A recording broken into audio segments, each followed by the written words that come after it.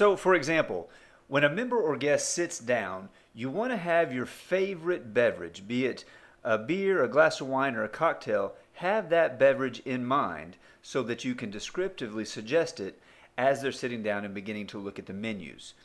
Before they get too far into the menus, once you get the beverage order, have an appetizer in mind that you know is fast and suggest that at that point before walking away from the table. The key is to be sure you suggest an appetizer that can time correctly with the drinks so that you can bring the drinks and the appetizer back to the table at the same time.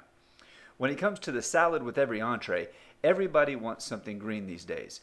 So you don't necessarily want to just say super salad after someone orders an entree. You want to descriptively suggest one of your favorite salads to go with an entree. And the desserts before entrees is an important point that we're going to touch on just in a second when we talk about top 5 selling techniques. And speaking of top 5 selling techniques, here they are. And by perfecting these techniques, you'll find that you can increase your check average by $3 to $5 per table. So let's go through them. Number 1, know and push fast, easy appetizers. And this one's key. Every time a member or guest sits down, they're hungry. And just like we said a few slides ago, we never sell to someone when they're full, only when they're hungry. And you don't want to sell an appetizer that's too big or it's going to take too long to get out. When people are hungry, they're somewhat impatient and they just want something to snack and munch on. But you don't want to fill them up either. So the goal is to select the appetizers on your menu that are quick and can come out at about the same time that the drinks are coming out. So you can drop beverages and the appetizer at the same time. And you don't want it to be an appetizer that's so large that they're going to fill up. Number 2 is bottled water, not tap water. This isn't to say that you're going to deter somebody from drinking tap water or tell them no. It's just so that you have it in your vocabulary to suggest sparkling or still bottled water when your member or guest asks for water. This just puts an image in their mind of something nice and cold coming out in a bottle. And if you just suggest it every time they ask for water, not push it, just suggest it, you'll find that a high percentage of the time your members or guests will order the bottled water. Number 3 is always suggest the add-ons. There are a handful of dishes on your menu that have add-ons. For example, add-on bacon, an extra patty, add-on onion ring, avocado, chicken or shrimp to salads. You'll have these various types of add-on options on your menu and always have them in the front of your mind as someone is ordering that dish. So for example, if somebody is ordering a hamburger, be prepared to ask, would you like to add bacon to that? Can I get you an extra patty? Would you like an onion ring or avocado? Or if somebody's ordering a salad, can I get you shrimp with that? Would you like to have grilled chicken with that? Always be prepared to offer the add-ons. Technique number 4 is getting the second bottle of wine down. Now, it takes a little bit of skill just to get the first bottle of wine down, and that's knowing your product and being able to suggestively sell your favorite. But it takes a little more skill to get the second bottle of wine down. But the benefits you can reap from this are huge. But here's how it works. Here's the trick. You always keep the glass at exactly 6 ounces. It's the standard pour. So when you're pouring up the first glass to the members and guests, so let's say, for example, it's a 2-top, and you pour each of them their first glass and you pour it to the standard 6-ounce pour. You have to make sure that that 6-ounce pour remains. So as they sip, you pour back to that 6 ounces each time. You never want to over pour, and you don't want it to stay too far under the standard pour either. And here's why. There's a psychology to it. People naturally ration.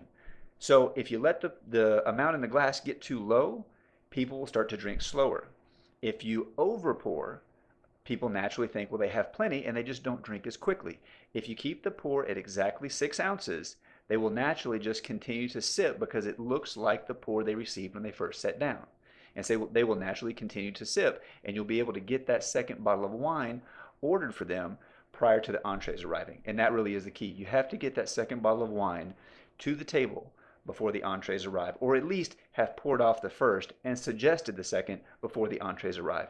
If there's too much wine in the glass by the time the entrees arrive, your chances of getting the second bottle down decrease tremendously. So again, the trick is keep the glass at a 6-ounce pour, and it just takes a little bit of attention to make sure you're circling back to the table enough to continually keeping that pour at 6 ounces.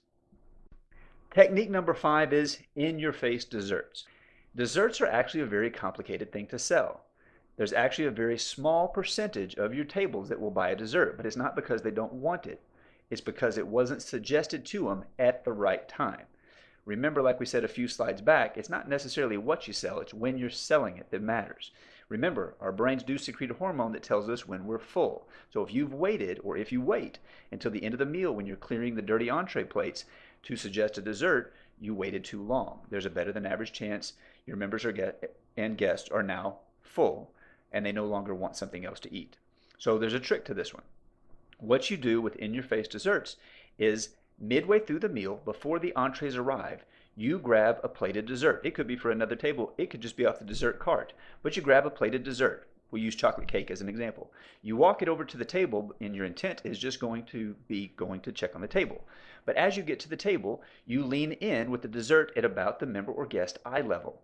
And you ask, how are things going? Preferably, you want to do this near the closest lady. Statistics show ladies tend to want something sweet more than gentlemen. It's not always the case, but statistics show it to be true. So if you lean in with your dessert near the closest lady and just check on the table to see how things are going, there's a better than average chance either she or somebody else at the table will ask, what is that? At that point, you describe the dessert in great detail. That's all you need to do. At that point, you can leave the table because you've done the right thing. You've planted a seed of desire for that dessert while they were still hungry. Their entrees had yet to arrive. So what you've done is increased your odds of closing the sale on that dessert later, because what will happen is the few at the table that want the dessert are going to eat only half or a portion of their entree, box it up and take it home, or just leave it all together because they want to save room for that dessert.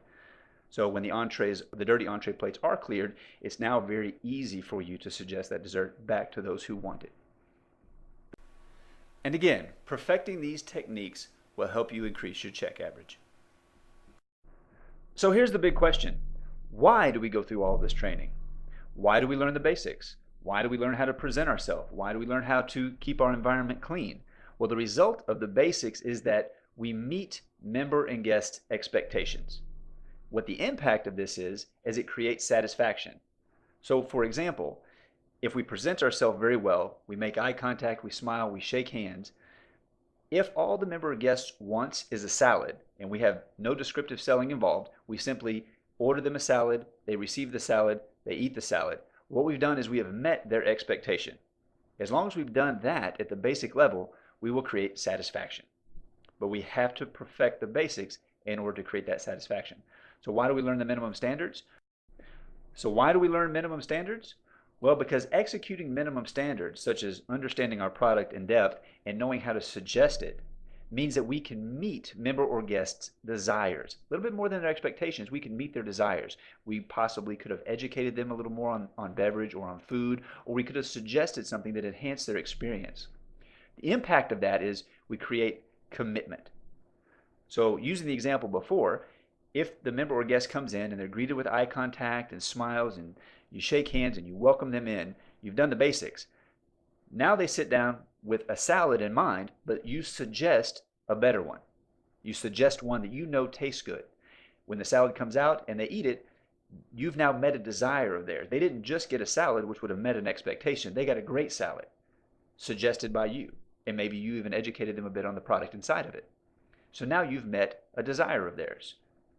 This creates a commitment, and that commitment means they will come back to get that salad again, and they'll probably want you to serve them again.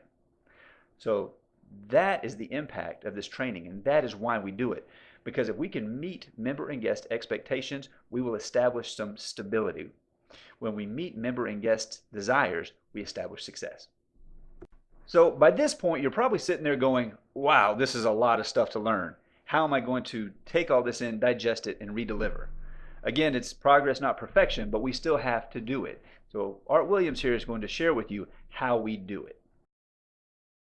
Do it and do it until the job gets done. And then they talk about how great it is to be somebody they're proud of. We need leaders in America who can do it. If you want to become somebody, do it. If you want to go in business for yourself, do it. If you want to become financially independent, do it. I hear too much talk in these United States. Everybody can talk a good game. We need people in America who can do it. I go all over this country with A.L. Williams, and I have people say, Art, you can count on me. Wonderful. Just do it. Art, I guarantee you this is my last stop. I'm going to win now. Super duper. Just do it. Art, if I could just have one good month and get the ball going, I know I could make it big. Super. Just do it. Art, if I could just pay off this debt, I could really go. Great. Just do it. Art, if I could just sell my house. Do it. But houses ain't selling. Do it anyway. Art, I'm not making any money. What can I do? You just do it. Do what, Art? You do it and do it and do it. Art, I guarantee I'm going to win this contest. Super duper. Just do it. Art, I'm over the hump now. Watch my smoke. Great. Just do it. Art, I want to make it so bad I can taste it. What I do? You just do it. Art, I'm a vice president now. Can I quit doing it? Nope. Art, I don't know if I can keep on keeping on. I'm really hurting. What I do? You just do it. Do what, Art? You do it and do it and do it. Art, all my life I wanted to be somebody important. Well, what do it then? Art, I'm going to save money so I don't have to go through this again. Great. Just do it. Art, I don't feel like I've had enough training. What I do? You just do it. Art, my manager don't give me no help. What I do? You just do it. Art, you don't understand. I was Mr. Everything at my former company. You don't mean I have to start off down at the bottom and do it, do you? Yep, you really got to do it. Art, what's the primary difference between winners and losers? The winners do it. They do it and do it and do it and do it until the job gets done. And then they talk about how great it is to finally have achieved something unique, and how glad they are that they didn't quit like everybody else, and how wonderful it is to finally be somebody they're proud of and make a difference with their life. Thank you.